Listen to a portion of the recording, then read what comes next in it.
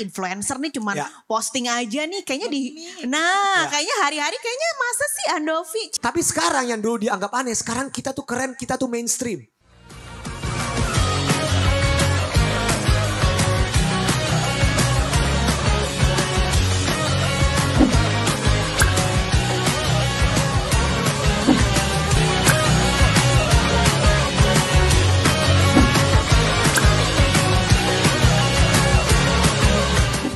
Ya, oke, Ibu, ini kan teman-teman anak muda ikut nih Bu pada hari ini, ikut serta dalam menanam ada 11.920 pohon. Tapi selama Ibu Asneli mengikuti gerakan atau mengikuti upaya untuk melestarikan kawasan candi ini, tantangannya apa sih Bu?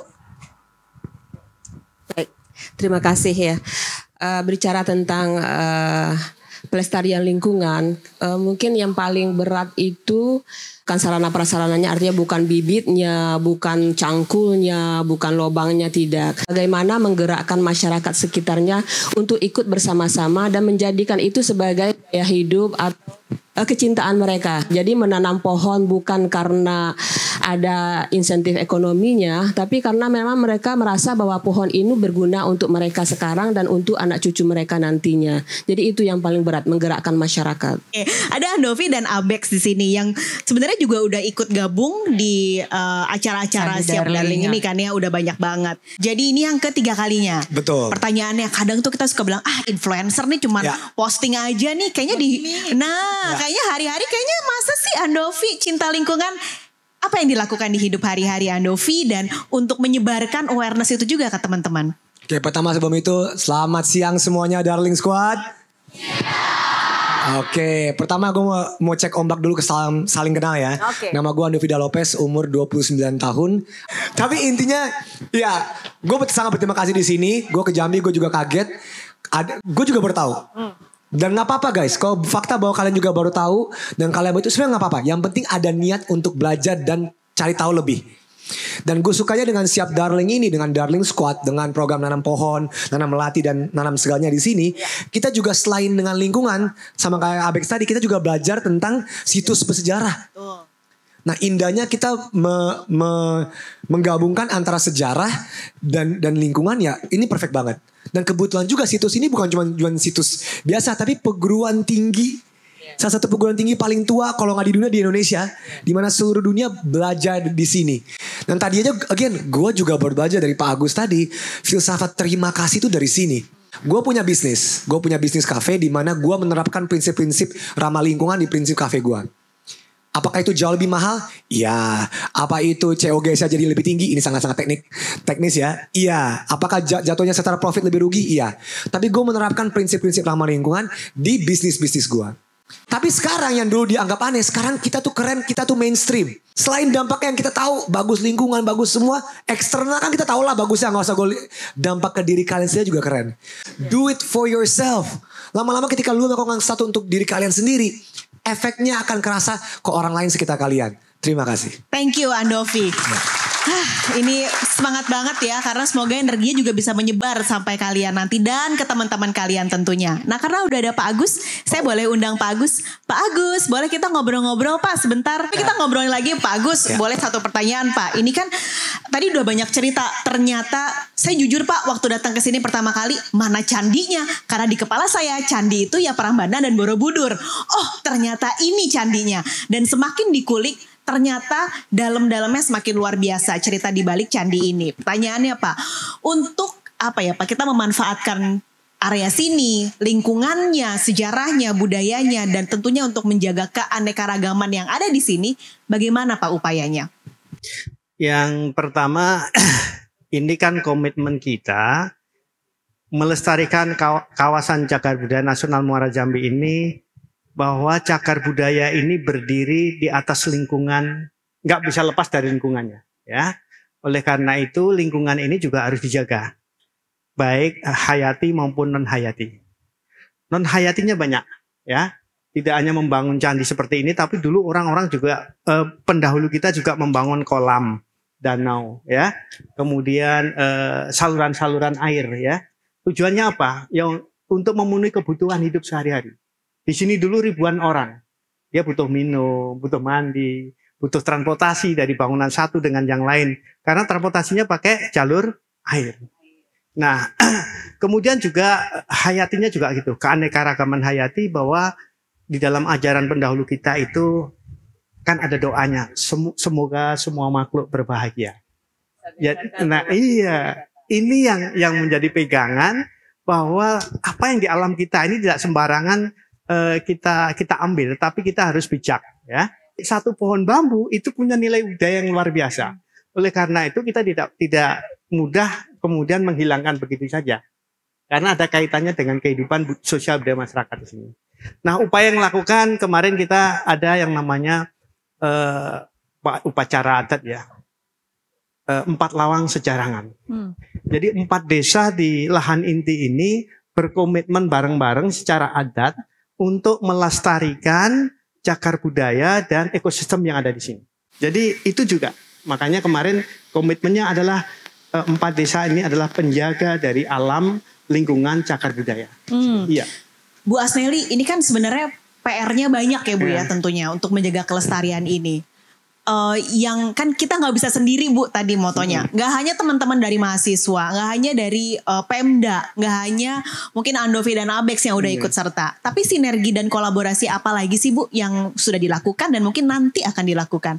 Baik, mungkin sebelumnya saya sampaikan dulu, Candi ini salah satu lokasi yang sebenarnya berada di dekat sungai. Jadi dalam gerakan Sungai Batanghari Bersih itu salah satu yang sudah digarap pada saat ini sudah 2 tahun berjalan adalah Kampung Mantap Lingkungan Hidup. Artinya kampung-kampung apakah itu berbentuk kelurahan ataupun desa itu digarap supaya sadar lingkungan, terutama dalam hal mengelola sampah di rumah masing-masing, kemudian menanam pohon di bantaran sungai. Ini tujuan akhirnya adalah bahwa sungai-sungai yang berada di Batanghari dan sungai-sungai lainnya yang ada di Provinsi Jambi itu bersih kembali, murni lagi seperti belasan tahun yang lalu. Kemudian juga kami bawa juga pelaku-pelaku bank sampah, aktivis-aktivis bank sampah, karena mereka itu adalah perpanjangan tangan. Tidak semua warga masyarakat bisa kami suluh untuk sadar lingkungan. Kami memanfaatkan atau memberdayakan para aktivis persampahan untuk ikut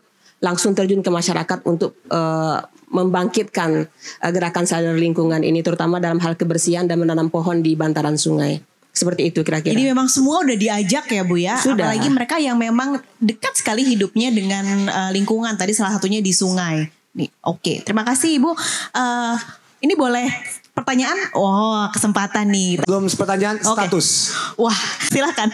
Assalamualaikum warahmatullahi wabarakatuh. Perkenalkan, nama saya Vinanta Yulianti. Umur saya 20 tahun, baru kemarin juga. Saya dari program studi kimia Fakultas Sains dan Teknologi Universitas Jambi. Terima kasih udah ngundang kemarin, terima kasih. Status? Status mahasiswa aktif. Oke ya, jawaban aman banget ini. Oke. Saya izin bertanya, saya melihat tanaman yang pohon yang sudah berbuah itu buahnya tuh kayak mungkin nggak dipanen atau dibiarkan busuk di situ. Maksud saya di sini tuh gimana cara pengelolaan untuk buah-buah yang memang sudah matang gitu dari pohonnya. Kenapa tidak dikelola dengan baik gitu, dibiarkan busuk begitu saja, kan sayang gitu ya. Mending buat Vina ya, lumayan kan buah mahal. Buah coklat tadi ada gitu. Terus saya nggak tahu itu buah apa, cuman banyak banget jatuh gitu. Sayang banget kalau saya lihat. Jadi menurut saya sebaiknya tuh kayak dikelola dengan baik. Jangan menanam pohon saja tetapi hasilnya tidak dikelola dengan baik. Terima kasih. Terima kasih Vina. Ini kayaknya cocoknya pertanyaannya untuk Pak Agus dan Bu Anseli. Betul, kali ya. mungkin saya menjawab. Benar. Pak Agus dulu boleh Pak. Ini ada nggak sih Pak pengelolaan pemanfaatan hasil-hasil buah dan tanaman di sini? Untuk mengelola tanaman ya, tidak hanya buah-buahan, tetapi juga tanaman yang juga menghasilkan getah ya, ada karet juga ya, obat juga. Jadi kita sudah kerjasama dengan semacam lembaga adat dan syarak, dan hasilnya untuk sama-sama untuk kemaslahatan masyarakat. Iya.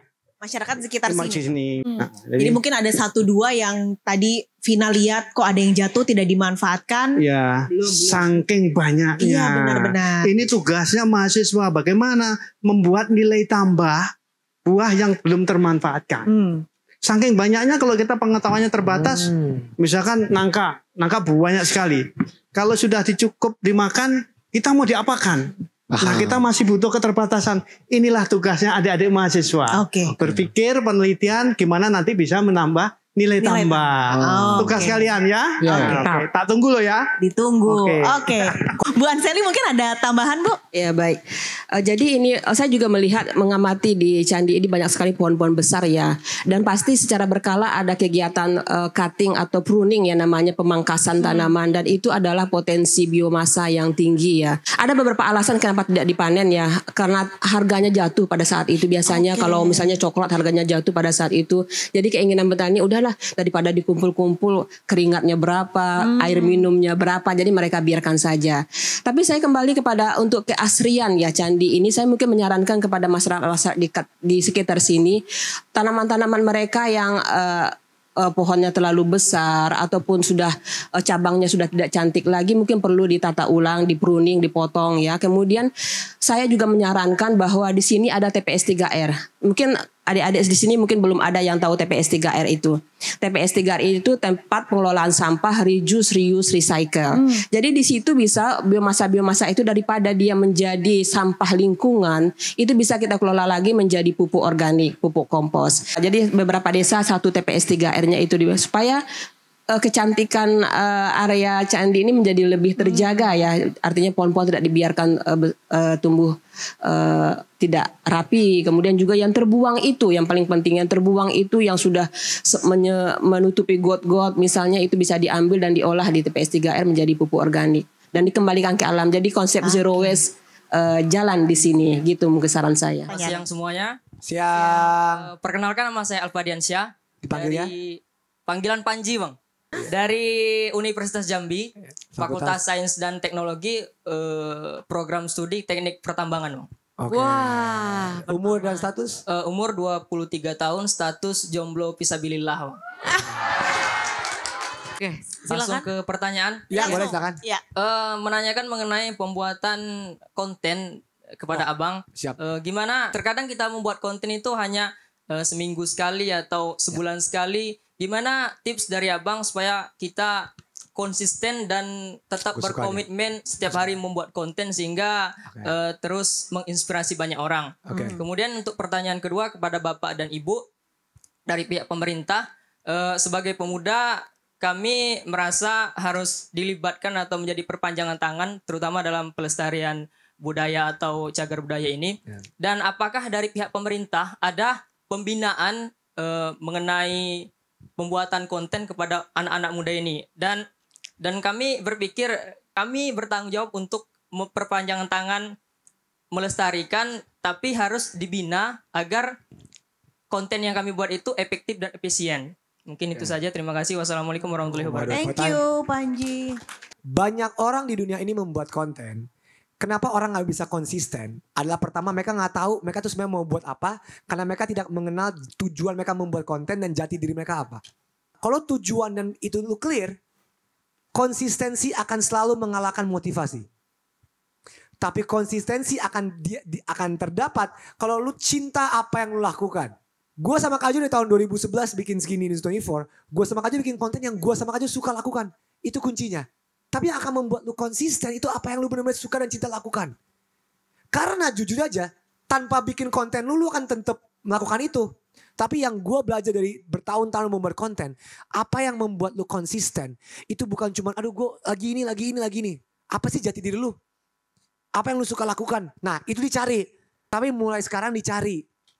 Nah dicarinya bagaimana? Banyak cara. Bacalah buku, bergaulah dengan teman-teman, keluar dari comfort zone. Ada banyak cara untuk tahu apa yang lu suka dan cinta dalam hidup ini. Jadi itu, semoga membantu menjawab pertanyaan lu, Panji.